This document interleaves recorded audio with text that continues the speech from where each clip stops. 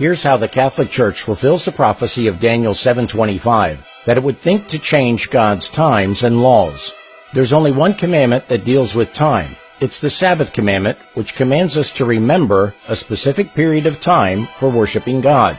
Now notice what Reverend Peter Geierman says in the Convert's Catechism of Catholic Doctrine, page 50. Question: which is the Sabbath day? Answer: Saturday is the Sabbath day. Question: why do we observe Sunday instead of Saturday?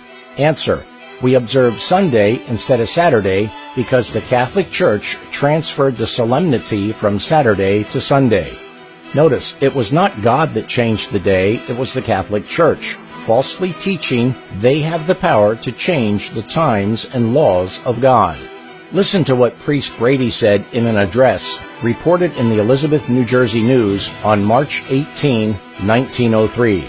It is well to remind the Presbyterians, Baptists, Methodists, and all other Christians that the Bible does not support them anywhere in their observance of Sunday. Sunday is an institution of the Roman Catholic Church, and those who observe the day observe a commandment of the Catholic Church. The words Jesus spoke in Matthew 15:9 are quite fitting here. Jesus said, "But in vain they do worship me, teaching for doctrines the commandments of men." Albert Smith, Chancellor of the Archdiocese of Baltimore, replying for the Cardinal in a letter dated February 10, 1920, said, "If Protestants would follow the Bible, they would worship God on the Sabbath day. In keeping the Sunday, they are following a law of the Catholic Church." Here's a quote from Monsignor Louis Segor in Plain Talk About the Protestantism of Today, page 213.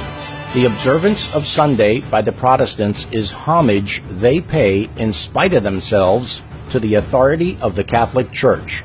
In other words, no matter what denomination you are, if you keep Sunday, you are giving your allegiance to the authority of the Catholic Church instead of giving your allegiance to God. How about this Catholic quote?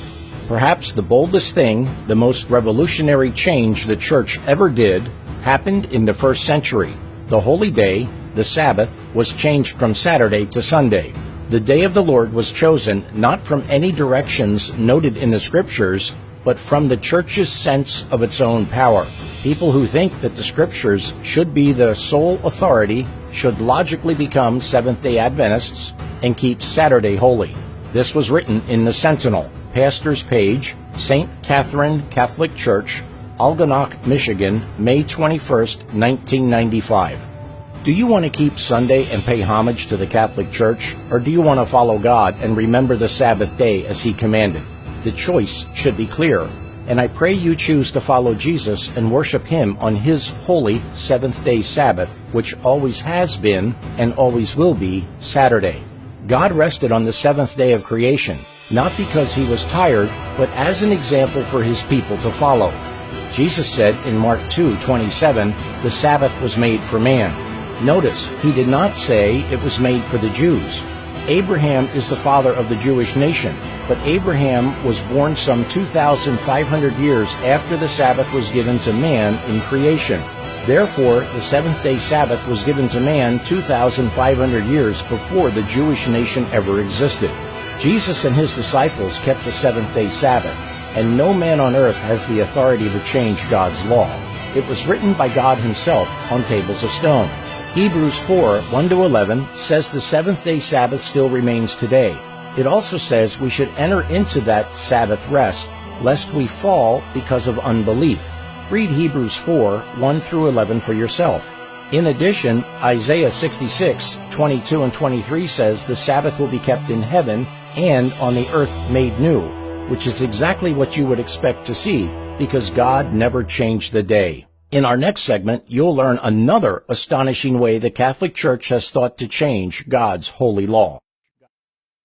To learn more, email stmedia.co@gmail.com with your name and address for the free book, The Great Controversy Between Christ and Satan, available within the continental United States while supplies last. Outside the continental U.S., we'll send you the book in PDF format. That address again is stmedia.co@gmail.com. One final note, Please do not request this book if you already have a copy in your home. Thank you, and God bless you.